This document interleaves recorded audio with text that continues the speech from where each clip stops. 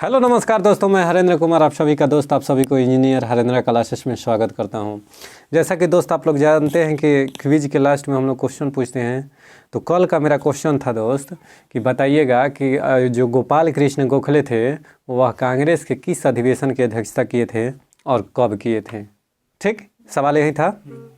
तो देखिए, कांग्रेस के 1905 अधिवेशन की अध्यक्षता गोपाल कृष्ण गोखले द्वारा कहाँ किया गया था? बनारस में। वाराणसी में कांग्रेस के अधिवेशन की अध्यक्षता 1905 में किसके द्वारा किया गया था? गोपाल कृष्ण गोखले। अब गोपाल कृष्ण गोखले किसके राजनीतिक गुरु थे बाबू? महात्मा गांधी के राजनीतिक गुरु थे। कोई दिक्कत? चलिए दोस्त, आज हम लोग भूगोल के क्वेश्चन के साथ स्टार्ट करते हैं। सुनिएगा, महाविस्फोट सिद्धांत किससे संबंधित है? तो ब्रह्मांड की उत्पत्ति से। महाविस्फोट की सिद्धांत किससे संबंधित है? तो ब्रह्मांड की उत्पत्ति से। कोई दिक्कत?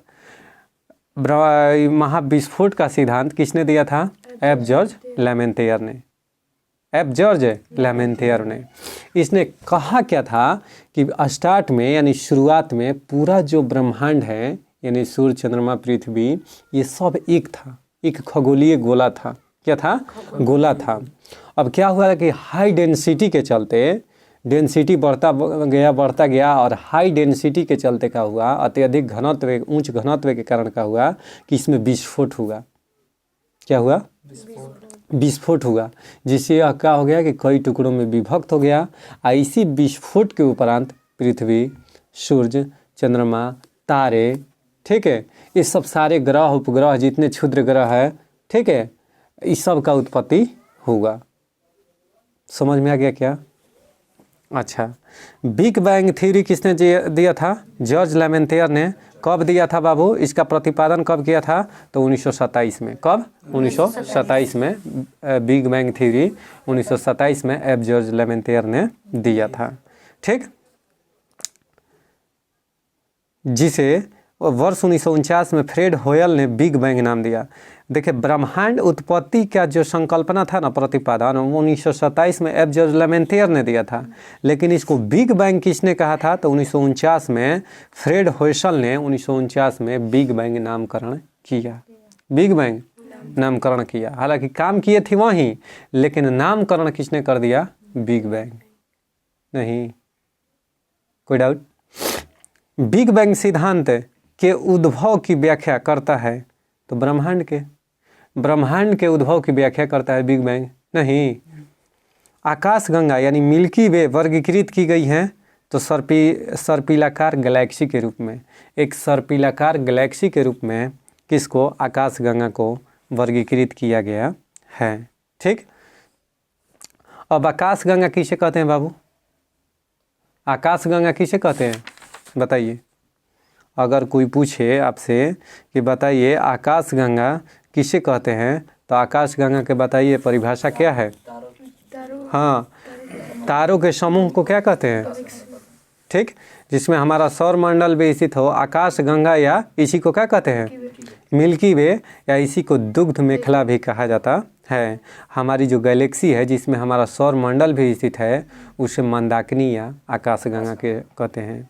यानी हमारी जो गैलेक्सी है ना बाबू, ठीक है, उसे, अब गैलेक्सी क्या है बाबू? तो गैलेक्सियों के अनंत समूह का सम्मिलन रूप ही ब्रह्मांड है।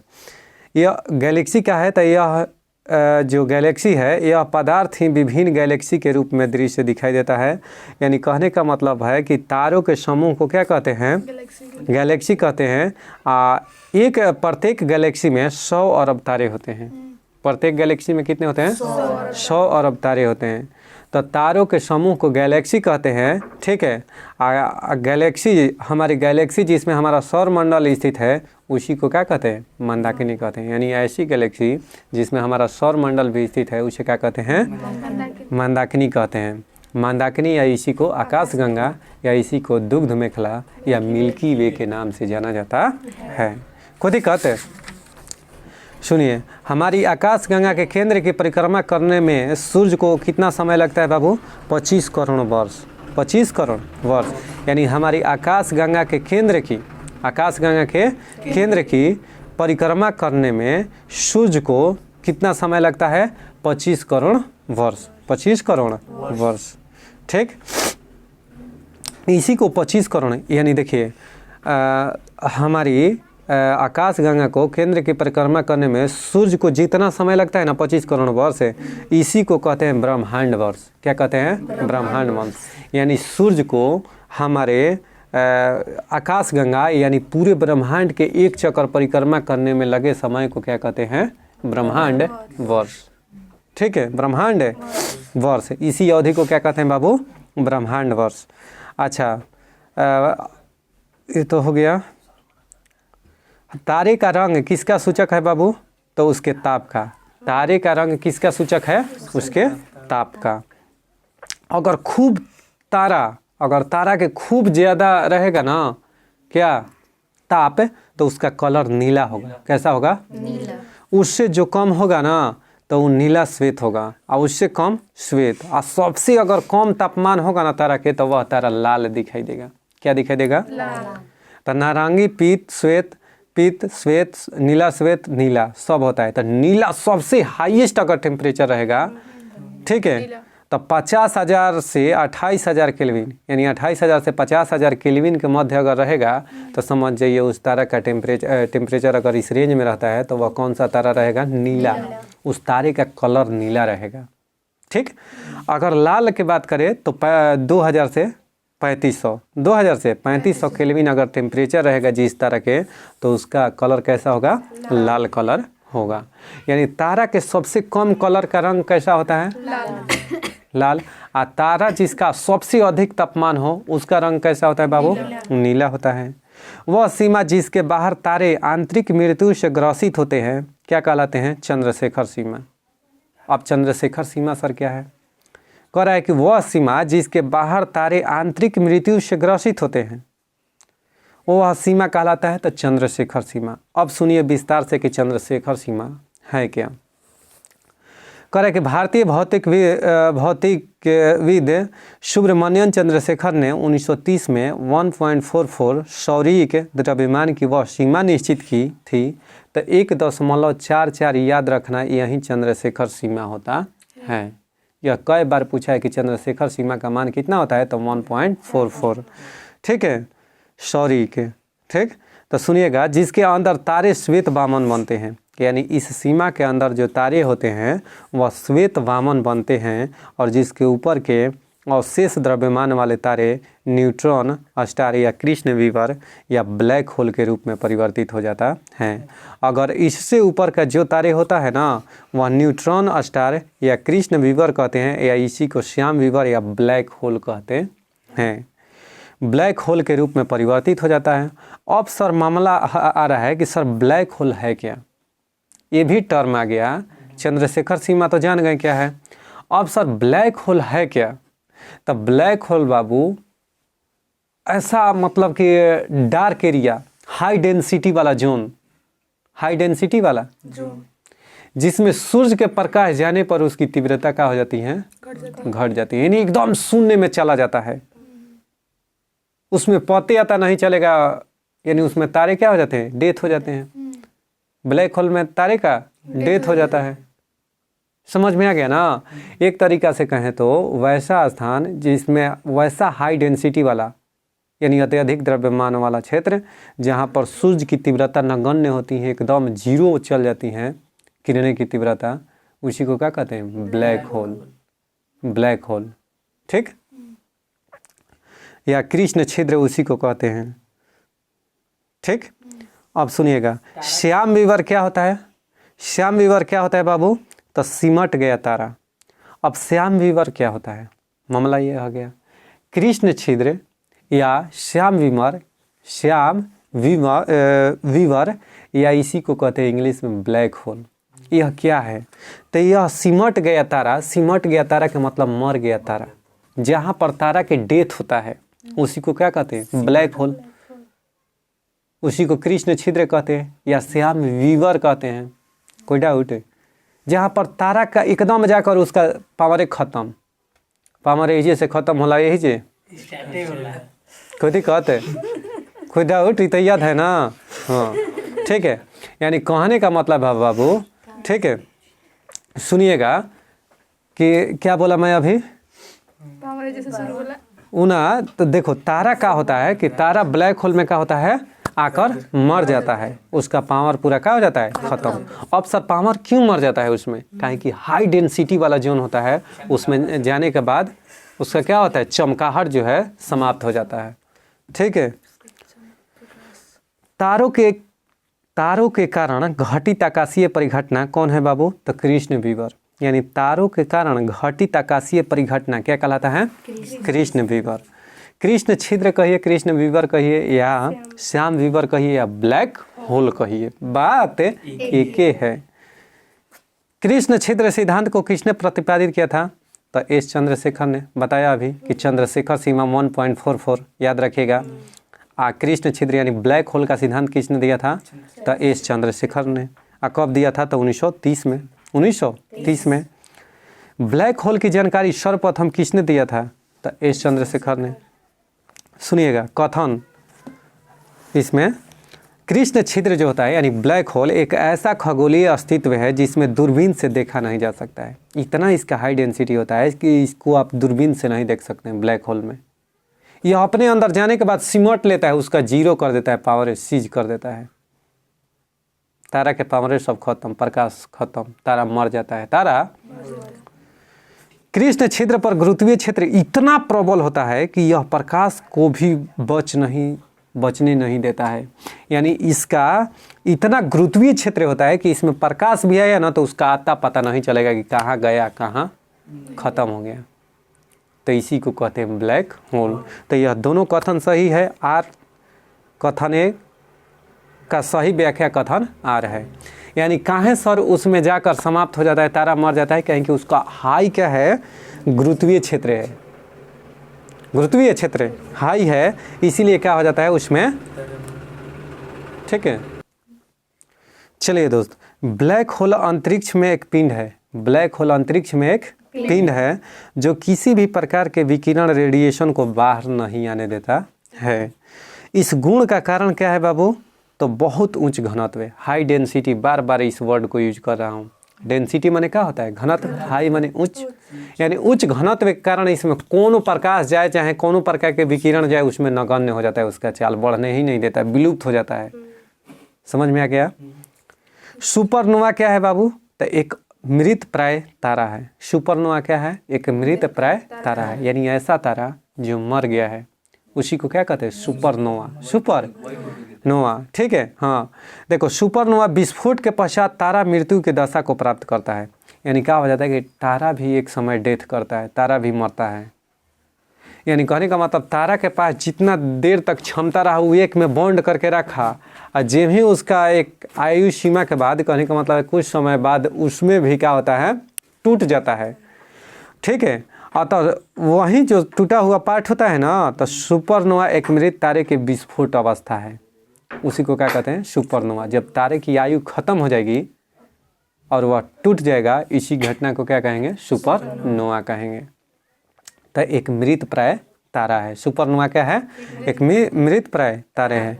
हमारे अंतरिक्ष में कितने तारामंडल है बाबू, तो 88। हमारे अंतरिक्ष में कितने तारामंडल है, 88। इंटरनेशनल एस्ट्रोनॉमिकल यूनियन IAU के अनुसार आकाश में कुल 88 तारामंडल है, जिसमें अधिकांश को दक्षिणी गोलार्ध से ही देखा जा सकता है। यानी अधिकांश जो तारा है उसको दक्षिणी गोलार्ध से ही देखा जा सकता है। ठीक, निम्नलिखित में से कौन सा खगोलीय वस्तु नहीं है, तो कृष्ण मास्टर खगोलीय वस्तु नहीं है। ठीक है, देखिए पल्सर है, भंगुर तारा खगोलीय वस्तु है, क्वासर खगोलीय वस्तु है, लेकिन कृष्ण मास्टर या कृष्ण छिद्र कहिए या ब्लैक होल वस्तु थोड़े ना है। यह तो वैसा मतलब कि उसका प्रकोप है, क्षेत्र है एक ब्लैक होल। निम्नलिखित में से कौन सा अंतरिक्ष में नहीं पाया जाता है, तो ब्रिस्टल स्टार। यानी देखिए पल्सर पाया जाता है अंतरिक्ष में, ब्लैक होल पाया जाता है, क्वासर पाया जाता है, लेकिन ब्रिस्टल स्टार नहीं पाया जाता है। ठीक, एक निश्चित आकृति में व्यवस्थित ताराओं का समूह क्या कहलाता है, तो नक्षत्र। यानी एक निश्चित आकृति में ताराओं के समूह, यानी जो तारा है उसके समूह को क्या कहते हैं बाबू, नक्षत्र कहते हैं। तारों के समूह को एक निश्चित आकृति में व्यवस्थित करते हैं जिसे हम नक्षत्र या तारामंडल कहते हैं। तारामंडल को ही इंग्लिश में कॉन्स्टेलेशन कहते हैं। क्या कहते हैं? कॉन्स्टेलेशन, या इसी को नक्षत्र कहते हैं। तारों के समूह को तारामंडल कहते हैं, आराम से बता देती, लेकिन वहीं पर नक्षत्र वर्ड डाल दिया ना, तब बड़ा गड़बड़ हो गया। तो नक्षत्र कहने का मतलब है तारामंडल, और तारामंडल कहने का मतलब है कॉन्स्टेलेशन। कॉन्स्टेलेशन, तो इसको इंग्लिश को इसलिए याद रखना है कि तारों के समूह को क्या कहते हैं? कॉन्स्टेलेशन दे देगा, हिंदी में लिख देगा इंग्लिश वाले कॉन्स्टेलेशन। ठीक है।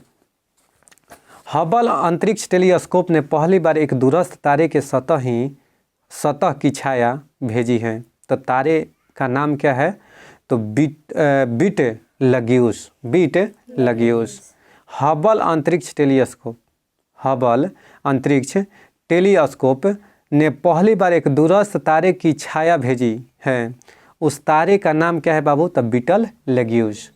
ठीक है। हबल टेलीस्कोप है जिसके द्वारा क्या किया गया कि एक दूर के स्थित तारे के छाया यानी उसके फिगर को भेजी है। वह जो टेलीस्कोप है उसका नाम क्या रखा गया है? तब बीट लग्यूस। ठीक, सुनिएगा बाबू, बीट लग्यूस अब है क्या? तब बीट लग्यूस ओरियन तारा समूह का दूसरा सबसे चमकीला तारा है। यह पृथ्वी से 650 प्रकाश वर्ष की दूरी पर स्थित है। 1995 में हबल टेलीस्कोप ने इसका चित्र भेजा था। ठीक, अब आइए सुनिएगा कथन, सही कथन।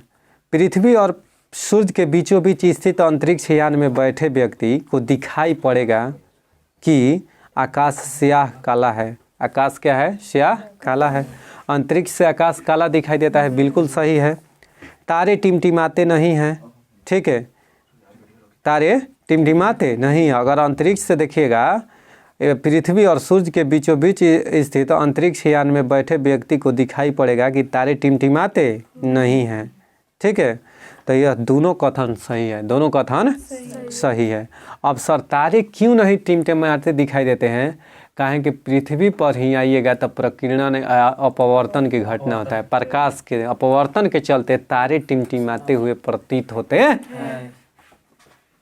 अगर प्रकाश का अपवर्तन नहीं होगा तो उस क्रिया के चलते क्या होगा? तारे टिमटिमाते प्रतीत, एक्चुअल में वो टिमटिमाता नहीं है, प्रकाश के अपवर्तन के चलते तारे टिमटिमाते दिखाई देते हैं, प्रतीत होते हैं।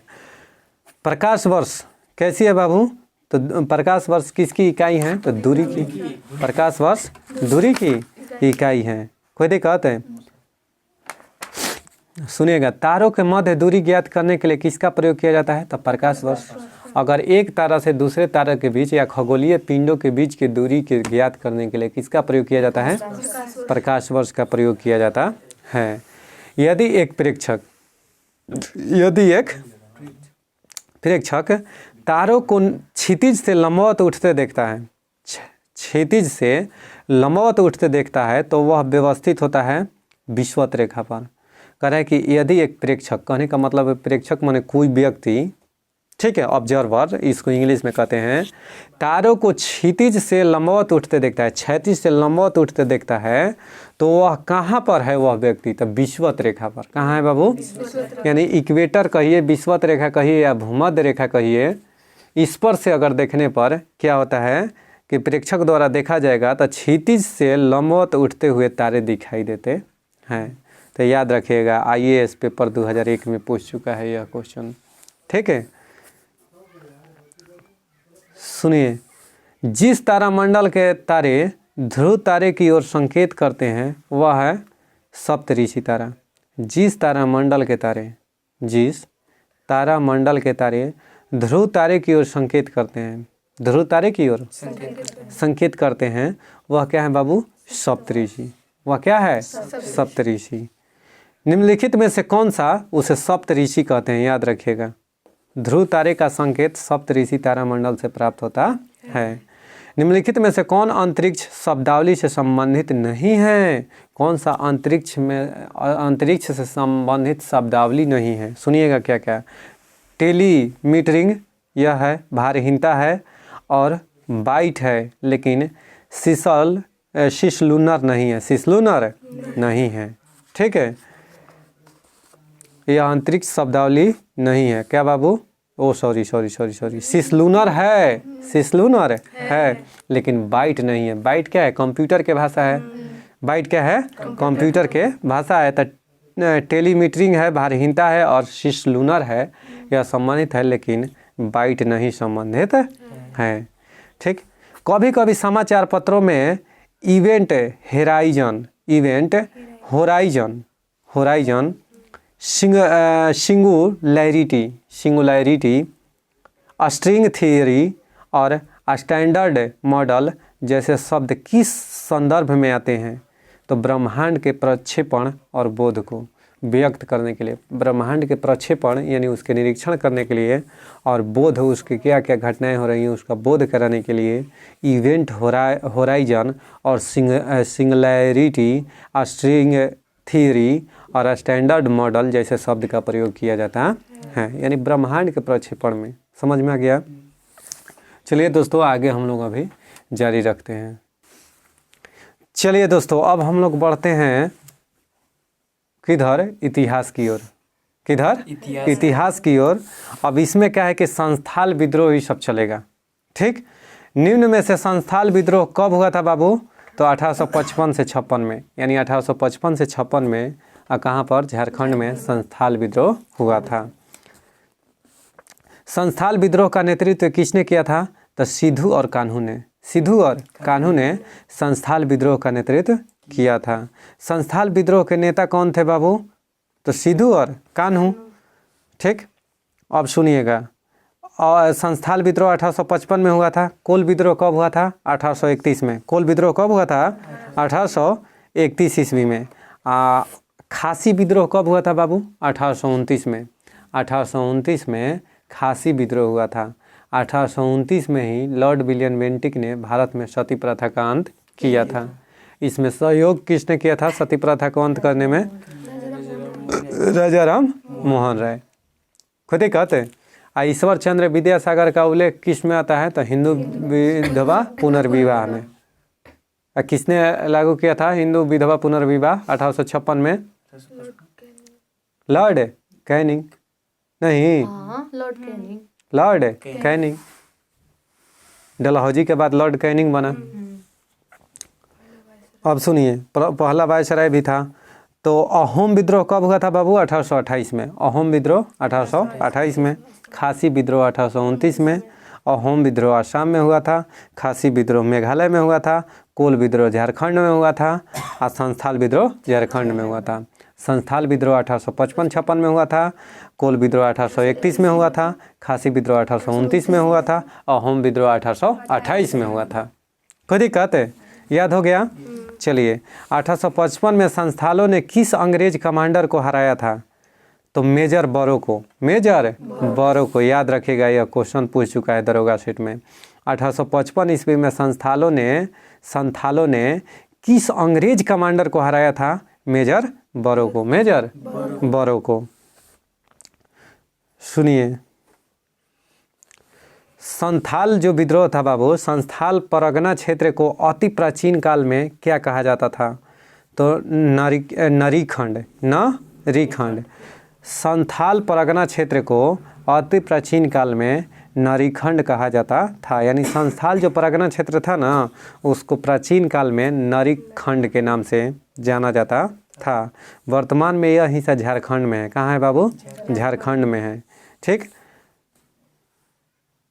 निम्नलिखित में से कौन सा घटना महाराष्ट्र में घटित हुई है? तो भील विद्रोह। भील विद्रोह कहाँ हुआ है बाबू? महाराष्ट्र में। यानी भील विद्रोह कहाँ हुआ है? महाराष्ट्र में। ठीक है। अब भील विद्रोह कब हुआ था? तो 1818 से 1831 तक भील विद्रोह हुआ था। 1818 से 1831 तक। अब भील विद्रोह कहाँ हुआ था? महाराष्ट्र में। ठीक। आइए, मेवाड़ अच्छा, रंपा विद्रोह कहाँ हुआ था? इससे पहले बता दे रहा हूँ कि रंपा विद्रोह कहाँ हुआ था? तो आंध्र प्रदेश में। रंपा विद्रोह आंध्र प्रदेश में। ठीक है। और संथाल विद्रोह झारखंड में। मेवाड़, बंगाल और पास के क्षेत्रों के भीलों में सामाजिक सुधार के लिए लसोड़िया आंदोलन का सूत्रपात किसने किया था? तो गोविंद गिरी। गोविंद गिरी। कौन सा आंदोलन? लसोड़िया आंदोलन। कौन सा? लसोड़िया आंदोलन का सूत्रपात यानी शुरू किसने किया था? तो गोविंद गिरी ने। उलगुलान विद्रोह किससे जुड़ा था बाबू? तो बिरसा मुंडा। बिरसा यानी बिरसा मुंडा ने ही मुंडा विद्रोह कहिए या उलगुलान विद्रोह किससे संबंधित था? तो बिरसा मुंडा से ही। ठीक है। अब मुंडा विद्रोह कब हुआ था? तो 1899 से 1900 ईस्वी में। यानी बिरसा मुंडा जो मुंडा विद्रोह था यह 1899 में शुरू हुआ था और बिरसा मुंडा की मृत्यु 1900 ईस्वी में हो गया। अब 15 नवंबर 1875 को बिरसा मुंडा का जन्म हुआ था झारखंड के रांची में। कोई दिक्कत है? ठीक। 31 अक्टूबर 1875 को सरदार वल्लभ भाई पटेल का जन्म हुआ था। कोई डाउट? अब आइए, मुंडाओं ने विद्रोह खड़ा किया था कब बाबू? यानी मुंडाओं ने विद्रोह कब किया था? तो 1899 से 1900 ईस्वी के बीच। मुंडा विद्रोह का नेता कौन थे? बिरसा मुंडा। ठीक है। जिस आदिवासी नेता को जगत पिता या धरती बाबा कहा जाता है वह कौन सा था? तो बिरसा मुंडा। बिरसा मुंडा को धरती बाबा या चमत्कारी बाबा या जगत पिता के नाम से जाना जाता था। बिरसा मुंडा को सोते हुए जेल से कब पकड़ा गया? तो बिरसा मुंडा को सोते हुए 3 मार्च 1900 को सिंहभूम के चामकोपाई वन में सोते हुए गिरफ्तार कर लिया गया। कब? 3 मार्च 1900 ईस्वी को। ठीक है। और 9 जून 1900 को जेल में ही रहस्यमयी तरीके से उनकी मृत्यु हो गई। रहस्यमयी उनकी मृत्यु का खुलासा नहीं हो पाया कि उनकी मृत्यु आखिर हुई तो कैसे हुई। आखिर हुई तो कैसे हुई, इसी को कहते हैं रहस्यमयी, या इसको इंग्लिश में मिस्ट्री कहते हैं। मिस्ट्री डेथ, मिस्ट्री रहस्यमयी मृत्यु। तो बिरसा मुंडा के रहस्यमयी मृत्यु हुआ था कब? 9 जून 1900 ईस्वी को। कब इनको पकड़ा गया था जेल से? तो वन से सोते हुए तो 3 मार्च 1900 ईस्वी को चक्रधरपुर में पकड़ा गया था। चक्रधरपुर में धरा गए थे। धरपुर में धराए थे। बिरसा मुंडा किसके पक्ष में थे? बिरसा मुंडा किसके पक्ष में थे? तो 1899 से 1900 के बीच में मुंडा आदिवासियों ने बिरसा मुंडा के नेतृत्व में विद्रोह किया था। बिरसा मुंडा के नेतृत्व में यह विद्रोह भूमि व्यवस्था में परिवर्तन एवं दिकुओं यानी आदिवासियों को शोषण करने वाले बाहरी लोगों के विरुद्ध था। यह जो भी आदिवासी को शोषण करते थे उसके विरुद्ध में शुरू हुआ था। कौन सा? बिरसा मुंडा। बिरसा मुंडा। ठीक है। बिरसा मुंडा का कार्य क्षेत्र कौन सा है बाबू? तो रांची। बिरसा मुंडा कहाँ से? रांची से संबंधित है। जनजातीय लोगों के संबंध में आदिवासी शब्द का प्रयोग किसने किया था? तब ठक्कर बापा ने। आदिवासी शब्द का प्रयोग किसने किया था बाबू? ठक्कर बापा ने। और ठक्कर बापा को ही आदिवासियों का मसीहा कहा जाता है। आदिवासियों का मसीहा किसे कहा जाता है? ठक्कर बापा। थारू जनजाति दीपावली को शोक त्योहार के रूप में मनाती है। थारू जनजाति उत्तराखंड में पाई जाती है। संभलपुर में अनेक ब्रिटिश विरोधी का नेता संभलपुर के अनेक ब्रिटिश विरोधी विद्रोहों का नेता कौन सा था? तो सुरेंद्र साई। सुरेंद्र साई। यह संभलपुर की गद्दी में दावेदार सुरेंद्र भाई ने यहाँ ब्रिटिश विरोधी आंदोलन का नेतृत्व 1862 ईस्वी में किया था। खैरवार आदिवासी आंदोलन कब हुआ था बाबू? खैरवार तो 1874 में। खैरवार कब हुआ था? खैरवार आदिवासी आंदोलन 1874 में हुआ था। हौज विद्रोह कब हुआ था? तो 1820 से 21 में हौज विद्रोह हुआ था। कोल विद्रोह 1831 में और होम विद्रोह 1828 में। 1829 में तब कौन सा विद्रोह हुआ था? खासी विद्रोह। खासी विद्रोह कब हुआ था? 1829 में। ठीक। हौज विद्रोह कहेगा तो 1820 से 21 के दौरान हौज विद्रोह हुआ था, जिसका केंद्र बिहार का संस्थाल परगना था। ठीक है। यानी हौज विद्रोह या इसी को हो विद्रोह भी कहा जाता है। बहुत VVI क्वेश्चन है। हौज विद्रोह या इसी को हो विद्रोह कहा जाता है, यह कहाँ हुआ था? बिहार में, वर्तमान झारखंड में है वो जगह। पहले कहाँ था? बिहार में। यह 1820 से 21 ईस्वी में हुआ था। 1921 में मोपला विद्रोह हुआ था केरल में। कोई दिक्कत? आइए बताइए, संथाल विद्रोह 1855 में 56 में 1855 से 56 में हुआ था। सिपाही विद्रोह कब हुआ था? 1857 के क्रांति। नील विद्रोह कब हुआ था बाबू? 1859 से 60 में। नील विद्रोह कब हुआ था? 1859 से 60 में। और दक्कन के दंगा कब हुआ था? 1875 में। दक्कन के दंगा कब हुआ था? बिरसा मुंडा का जन्म कब हुआ था? 1875। सरदार वल्लभ भाई पटेल का जन्म कब हुआ था? 1875 में। कोई दिक्कत है? तो दक्कन दंगा कब हुआ था? 1875 में। 1875 के आखिर दक्कन दंगा था क्या? सुनिएगा, 1875 के दक्कन दंगों का तात्कालिक कारण क्या था बाबू? तो 1875 के दक्कन दंगों का तात्कालिक कारण अकाल की छाया एवं महाजनों के द्वारा ऊंची ब्याज दर थी। यानी अकाल एक तो था, अकाल की छाया, अकाल का प्रकोप पड़ना, छाया माने उसका प्रकोप पड़ना। अच्छा सर, एवं महाजनों द्वारा ऊंची ब्याज दर। अगर अब किसी के यहाँ महाजन लेने जा रहे हैं तो वो कह रहा है कि पहले 4 रुपये प्रति सैकड़ देता था, तो अब कह रहा है कि हम 12 रुपये, 8 रुपये, 10 रुपये देंगे, इसलिए कि अकाल पड़ा है और उसके पास में है तो वो बढ़ा चढ़ा के देवे करेगा। तो इसका कारण क्या था? दक्कन के दंगों का कारण क्या था? तो महाजनों के द्वारा ऊंची ब्याज दर थी। महाजनों के द्वारा ऊंची ब्याज दर थी। याद रखिएगा, दक्कन दंगा कब हुआ था? 1875 में। ठीक है, सुनिए, नील विद्रोह 1859 से 60 में हुआ था। दक्कन दंगा कब हुआ था? 1875 में। यह कृषकों का दक्कन दंगा था। अब मुंडा विद्रोह कब हुआ था? 1899 से 1900 ईस्वी में। ठीक है, मोपला विद्रोह बता दिए कब हुआ था बाबू? 1921 में, मालाबार केरल में, मालाबार तट पर। पाबना विद्रोह कब हुआ था? 1873 से 76 तक, पाबला बंगाल में हुआ था। पाबला विद्रोह कहाँ हुआ था? पश्चिम बंगाल में हुआ था।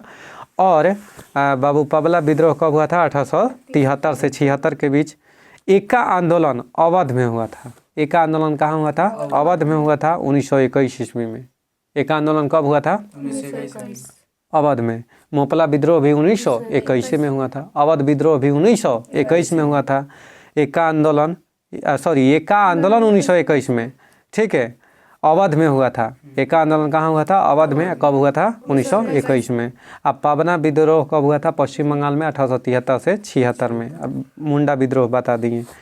1921 का मोपला विद्रोह कहाँ हुआ था बाबू? किस राज्य में? केरल में।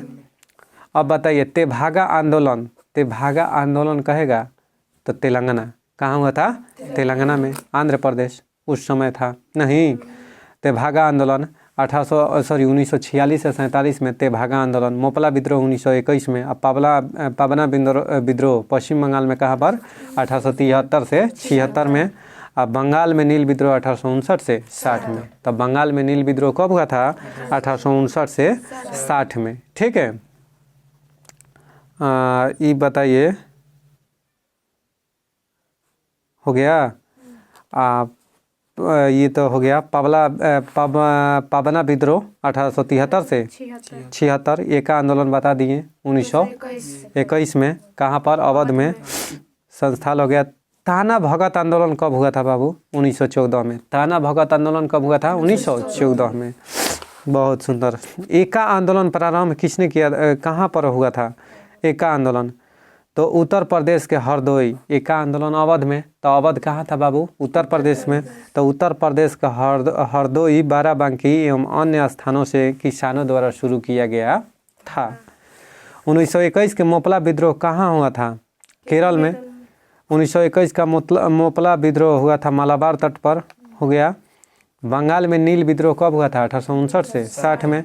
पाबना विद्रोह 1973 से 76। रंपा विद्रोह 1879 से 80। रंपा विद्रोह आंध्र प्रदेश में 1879 से 80 में हुआ था। जयंतिया विद्रोह 1860 से 63 में। जयंतिया विद्रोह 1860 से 63 में। रंपा विद्रोह 1879 से 80 में। बैरकपुर में सिपाही विद्रोह कब हुआ था बाबू? बैरकपुर विद्रोह नवंबर 1824 में हुआ था। बैरकपुर में विद्रोह कहेगा तो 1824 में हुआ था।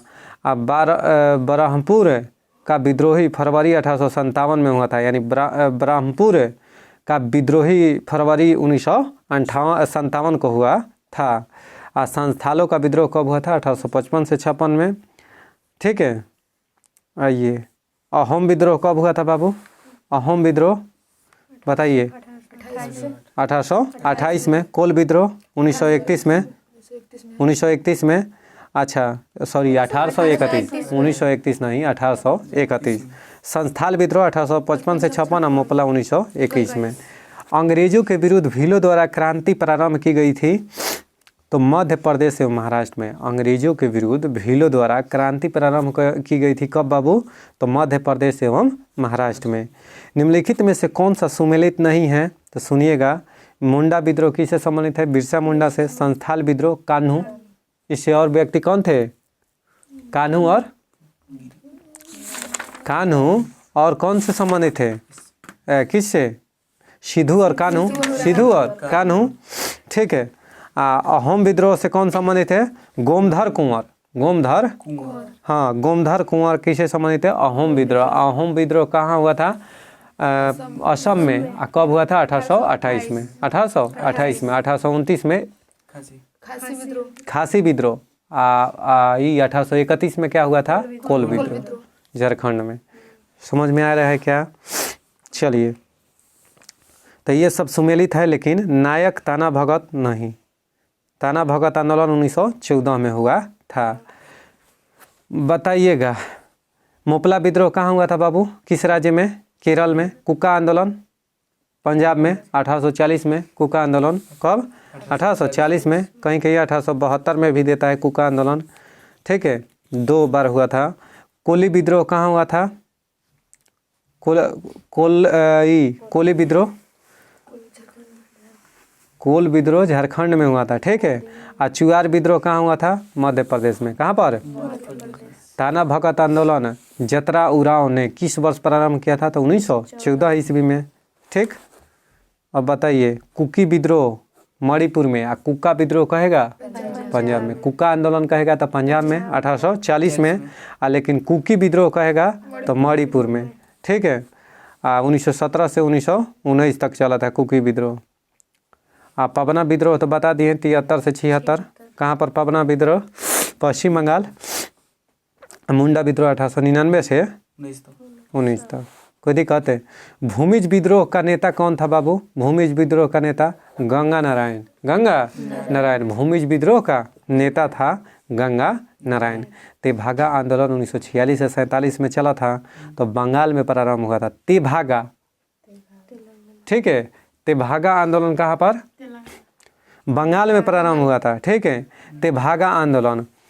एक है जो तेलंगाना में, कौन सा है? तेभागा ना। तेभागा आंदोलन 1946 से 47 में बंगाल में प्रारंभ हुआ, दे रहा है। ठीक है, लेकिन इसको देना चाहिए था कहाँ पर? तेलंगाना में। ठीक है, या आंध्र प्रदेश देता। लेकिन तेभागा बंगाल में हुआ था। पहले कहाँ हुआ था? बंगाल में। चलिए देखिए, तेभागा आंदोलन 1946 में बंगाल में आरंभ हुआ था, और यह किस लिए? तो किसान सभा के नेतृत्व में। किसके? किसान सभा के नेतृत्व में। महात्मा गांधी एवं उनके विचारों से प्रभावित होने वाले प्रथम आदिवासी नेता कौन थे? तो जोड़ा नांग। जोड़ा नांग। महात्मा गांधी के विचारों से प्रभावित होने वाले प्रथम आदिवासी नेता कौन थे? जोड़ा नांग। इनमें से कौन सा प्रथम नेता था जिसने भारत में मजदूर आंदोलन को संगठित किया था? तो एन.एम. लोखंडे। एन.एम. लोखंडे क्या कहते हैं? यह प्रथम ऐसा नेता थे जिसने भारत में मजदूर आंदोलन को संगठित किया था। ठीक है, चलिए दोस्त आगे हम लोग। चलिए दोस्तों, आज हम लोग भारत की जनगणना के बारे में डिस्कस करेंगे। किसके बारे में? भारत की जनगणना। कोई दिक्कत है? जनगणना का अध्ययन क्या कहलाता है बाबू? डेमोग्राफी। जनगणना का अध्ययन डेमोग्राफी। हम दो हमारे दो, हम दो हमारे दोस्त नहीं, हम दो हमारे दो। लेकिन कुछ आदमी हम दो हमारे 5 कर दे रहे हैं। ठीक है, हम दो हमारे 5। ठीक है, कोई दिक्कत है? तो देखिए, विश्व में प्रथम जनगणना किस देश में हुआ था बाबू? विश्व में प्रथम जनगणना किस देश में हुआ था? स्वीडन में। कहाँ कब कहाँ हुआ था? स्वीडन में। कब? 1749 में। 1749 में। 10 के जनगणना की शुरुआत कहाँ हुआ था बाबू? अमेरिका में। 10 के जनगणना की शुरुआत कहाँ पर? अमेरिका में। कब? तो 1790 ईस्वी में अमेरिका में 10 की जनगणना पहली बार हुआ था। कोई दिक्कत? अच्छा, भारत में प्रथम जनगणना किसके शासनकाल में हुआ था? लॉर्ड मेयो के शासनकाल में। कब बाबू? 1872 ईस्वी में। अब भारत में नियमित जनगणना कह देगा 10 की जनगणना तो 1881 में लॉर्ड रिपन ने शुरू किया था। लॉर्ड रिपन ने शुरू किया था। तो विश्व में प्रथम जनगणना किस देश में हुआ था? स्वीडन में। कब हुआ था? 1749 ईस्वी में। 10 के जनगणना की शुरुआत कहाँ हुआ था? तो अमेरिका में। कब हुआ था बाबू? 1790 ईस्वी में। अच्छा, विश्व जनसंख्या दिवस प्रतिवर्ष कब मनाया जाता है? 11 जुलाई। 11 जुलाई को। जनगणना अधिनियम कब बना था? 1748 ईस्वी में। जनगणना अधिनियम कब बना था? 1748 ईस्वी में। नई जनसंख्या नीति घोषित हुई थी 15 फरवरी 2000 ईस्वी को। नई जनसंख्या नीति घोषणा हुई थी कब बाबू? तो 15 फरवरी 2000 ईस्वी को। परिवार नियोजन कार्यक्रम लागू करने वाला पहला देश कौन है? भारत। यानी परिवार नियोजन लागू करने वाला पहला देश भारत। अब सोचिए, आप भारत का ही जनसंख्या मारा की उछाल पूरे विश्व में प्रथम स्थान पे। तो जिसको आप पुश कीजिएगा, दबाइएगा, वो उतना ही क्या होगा? विस्फोट करेगा। समझ में आ गया क्या? कहने का मतलब है कि भारत में कहा गया कि रोको रोको, यही मारा के विस्फोट कर दिया, पूरे विश्व में नंबर 1 पर चल गया जनसंख्या में। जबकि सोचिए, परिवार नियोजन कार्यक्रम लागू करने वाला प्रथम देश कौन है? परिवार नियोजन कार्यक्रम भारत में कब लागू हुआ था? 1952 में। कब शुरू हुआ था? 1952 से शुरू हुआ था। महात्मा गांधी परिवार नियोजन के संदर्भ में उनका विचार क्या था? तो आत्मनियंत्रण करना। आत्मनियंत्रण करना। यह बीपीएससी क्वेश्चन पूछ चुका है। कोई दिक्कत है? आज भी घटना चक्र के बुक पढ़िएगा तो उसमें झलक रहा है यह क्वेश्चन। तो महात्मा गांधी कहे थे कि परिवार नियोजन का सबसे उत्तम तरीका क्या है? आत्मनियंत्रण, यानी अपने आप पर नियंत्रण कीजिए। सुनिए, प्रथम जनगणना के जनगणना आयुक्त कौन थे? तो WC प्लाउडेन। WC प्लाउडेन यानी प्रथम जनगणना के जनगणना आयुक्त कहेगा कि कौन थे? तो WC प्लाउडेन थे। लुप्त होती महिलाओं की अवधारणा का प्रतिपादन किसने किया था? अमर्त्य सेन। अमर्त्य सेन। लुप्त होती महिलाओं की अवधारणा का प्रतिपादन किसने किया था? अमर्त्य सेन। मानव पूंजी निर्माण की धारणा का प्रतिपादन किसने किया था? तो TW शुल्ज ने। TW शुल्ज ने मानव पूंजी निर्माण की अवधारणा का प्रतिपादन किया था। राष्ट्रीय जनसंख्या कोष या जनसंख्या स्थिरीकरण कोष का गठन कब हुआ था? 2003 में। यानी राष्ट्रीय जनसंख्या कोष या जनसंख्या स्थिरीकरण की कोष का गठन कब हुआ था? तो 2003 में। परिवार नियोजन का प्रतीक क्या है बाबू? तो लाल रंग का उल्टा त्रिभुज। लाल रंग का उल्टा त्रिभुज यह परिवार नियोजन का क्या है? प्रतीक है। अब भारत में परिवार नियोजन कार्यक्रम कब शुरू हुआ था? 1952 ईस्वी में। प्रथम जनगणना के जनगणना आयुक्त कौन थे? WC प्लाउडेन। ठीक है। अब बताइए, राष्ट्रीय जनसंख्या कोष का गठन कब हुआ था? 2003 में। 2003 में ही किसका मृत्यु हुआ था बाबू? तो 1 फरवरी 2003 को किसका मृत्यु हुआ था? कल्पना चावला के मृत्यु हुआ था 1 फरवरी 2003 को। कोलंबिया विमान में हवा घुस जाने के चलते उनका डेथ हो गया था। 1 फरवरी को प्रतिवर्ष कोस्ट गार्ड के स्थापना दिवस के रूप में मनाया जाता है। ठीक है। और 2 फरवरी को वेटलैंड्स डे, आर्द्र भूमि संरक्षण दिवस। चलिए देखिए, 2011 की जनगणना स्वतंत्र भारत की कौन सी जनगणना थी? 2011 का जो जनगणना हुआ स्वतंत्र भारत की कौन सी जनगणना थी? कौन नंबर के? तो 7वीं जनगणना थी। यानी स्वतंत्र भारत के 7वीं जनगणना थी। याद रखिएगा भाई साहब। अच्छा, 2011 के जनगणना आयुक्त कौन थे? जो 2011 में जनगणना हुआ था, उस जनगणना के जनगणना आयुक्त कौन थे? श्री सी चंद्रमौली, यानी चंद्रमौली आप याद रखिएगा, सी चंद्रमौली, सी चंद्रमौली 2011 के जनगणना आयुक्त थे। लिंग अनुपात कौन सा बाबू? तो 943, लिंग अनुपात 943। शिशु लिंग अनुपात 919, शिशु लिंग अनुपात कितना है? 919। लिंग अनुपात ऐसे, यानी 1000 पुरुष पर 943 महिला है, यह पूछता है। शिशु लिंग अनुपात कितना है? तो 919 है। अच्छा, 10 के वृद्धि दर कितना है? तो 17.7%, यानी हर 10 साल पर जनसंख्या 17.7% की वृद्धि हो रही है। साक्षरता में वृद्धि कितना है? साक्षरता वृद्धि दर कितना है बाबू? तो 74.4%। साक्षरता वृद्धि दर कितना है पूरे भारत के? 74.4%। जिसमें पुरुष साक्षरता दर क्या है? तो 80.9%। और महिला साक्षरता दर 64.6%, यानी 64.6% महिला साक्षरता दर। सोचिए, पुरुष साक्षरता दर 80.9, मतलब कि साक्षरता वृद्धि दर कितना है बाबू? तो 74.4। 2011 के जनगणना के समय कुल जिलों की संख्या कितनी है? 640, यानी 2011 के जनगणना के अनुसार पूरे भारत में 640 जिले हैं। अब इधर बढ़ गया है, यह डाटा याद मत कीजिएगा, ठीक है।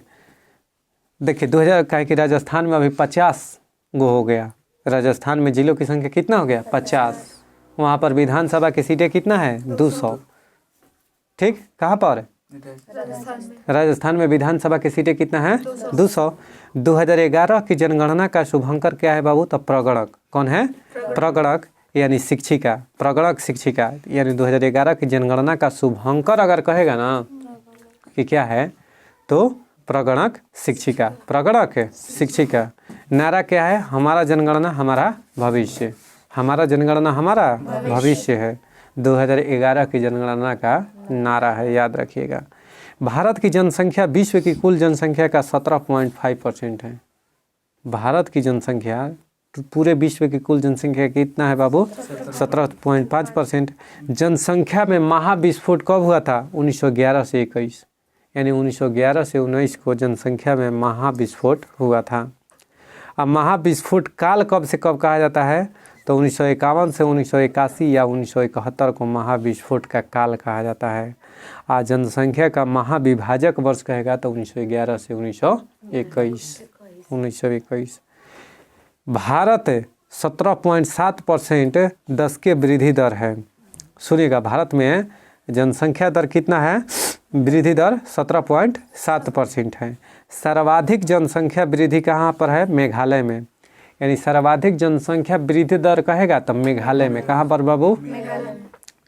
और न्यूनतम जनसंख्या वृद्धि दर नागालैंड में। ऋणात्मक है यहाँ पर, क्या है? तो ऋणात्मक वृद्धि दर कहाँ है? यानी निगेटिव में जा रहा है वहाँ की जनसंख्या, नागालैंड में। अच्छा सुनिएगा, आप ये कह दे कि अगर यूनियन टेरिटरीज के बात करें, यानी संघ शासित प्रदेश के बात करें, तो कौन सा? दादर नगर हवेली। यानी सर्वाधिक 10 के वृद्धि दर वाला राज्य कौन सा है बाबू? केंद्र शासित प्रदेश, तो दादर नगर हवेली। और जबकि सबसे कम कहेगा ना तो लक्षद्वीप। कौन है बाबू? तो पूछेगा कि ऋणात्मक जनसंख्या वृद्धि दर वाला केंद्र शासित प्रदेश बताइए, तो कौन है? लक्षद्वीप। और लक्षद्वीप की राजधानी कवारती। और लक्षद्वीप और मिनिकॉय के बीच में 9 डिग्री, और मालदीव और मिनिकॉय के बीच में 8 डिग्री रेखा अलग करती है। अंडमान और निकोबार को कौन? 10 डिग्री चैनल, ठीक है। तो सोचने वाली बात है कि सबसे अधिक वृद्धि दर वाला केंद्र शासित प्रदेश दादर नगर हवेली, और सबसे कम वृद्धि दर यानी ऋणात्मक वृद्धि दर वाला केंद्र शासित प्रदेश लक्षद्वीप। अगर ऋणात्मक वृद्धि दर वाला राज्य पूछ दे तो कौन है? नागालैंड। बहुत सुंदर। भारत में 943 लिंग अनुपात स्तर है, यानी 943 लड़की है, लेडीज है, 1000 पुरुष पर 1000 पुरुष, हाँ बोलिए, 1000 पुरुष पर 943 लड़की है, यानी महिला है। समझ में आ गया क्या? अब देखिए ये थी राज्यों में भाई सर्वाधिक अगर कहे कि लिंगानुपात कहाँ है, तो केरल में। केरल में 1084 है। केरल में 1084 है। 1084 कहने का मतलब बाबू कि वहाँ पर 1000 पुरुष पर 1084 महिला है। 1000 पुरुष पर 1084 महिला है। ठीक है। और सबसे न्यूनतम कह दे तो हरियाणा में सबसे न्यूनतम जनसंख्या कहाँ है? हरियाणा में 879। वहाँ पर रणवा ढेर रहते हैं। रणवा कहते हैं जिसका शादीशुदा नहीं हुआ हो। कहाँ पर मिलेंगे आपको? हरियाणा में। तो जो शादी यानी उसको कोई लड़की से शादी नहीं हुआ तो उसको क्या कहेंगे? रणवा कहेंगे। उसके लिए रणवा के लिए हरियाणा सरकार ने पेंशन चालू किया है। ठीक है, कोई दिक्कत है? क्या चालू किया है? पेंशन चालू किया है हरियाणा सरकार। जितने लोग रणवा रह गए हैं, शादीशुदा नहीं हुआ है, तो उस सब के लिए पेंशन चालू किया है। कौन सा सरकार? हरियाणा सरकार। काहे कि वहाँ पर कितना है जनसंख्या बाबू? 879 है। यानी 1000 पुरुष पर 879 महिला है। तो 79-80 यानी अभी भी 221 को घट रही है। तो 221 मान ले 879 तो 121 तरीका नहीं होता है। अब फिर भी 121 छोड़ दीजिए, तब वो तो 100 गो रणवा हो रहा है ना 1000 पर। अब सोचिए पूरा हरियाणा में कितना। तो वहाँ के सरकार का किया, हरियाणा सरकार, कि जो भी रणवा है जिसका शादीशुदा नहीं हुआ है तो उसके लिए पेंशन की योजना शुरू कर दिया है कि लो बाबू पेंशन लो, उठाओ। कोई दिक्कत है? चलिए दोस्तों, ये था हरियाणा के सूचना। अब हम आपसे पूछते हैं कि अगला क्वेश्चन जो है कि बताइए कि जो रणवा के लिए जो पेंशन मिलेगा, यानी जो भी अविवाहित, हरियाणा अविवाहित पेंशन योजना जो है ना, इसके तहत अविवाहित युवकों और युवतियों को 2750 रुपया दिया जाएगा। कितना? 2750 रुपया। ठीक है, यानी इसको दिया जाएगा। अब बताइएगा कि हरियाणा और पंजाब और चंडीगढ़ का स्थापना कब हुआ था और वहाँ पर हाई कोर्ट का भी स्थापना कब हुआ था? आप ज़रूर कमेंट बॉक्स में दीजिएगा। तब तक के लिए बाय बाय, टेक केयर। मिलते हैं नेक्स्ट डे। और इस वीडियो को लाइक, शेयर और सब्सक्राइब करना ना भूलें। ठीक है दोस्त, बाय बाय, टेक केयर।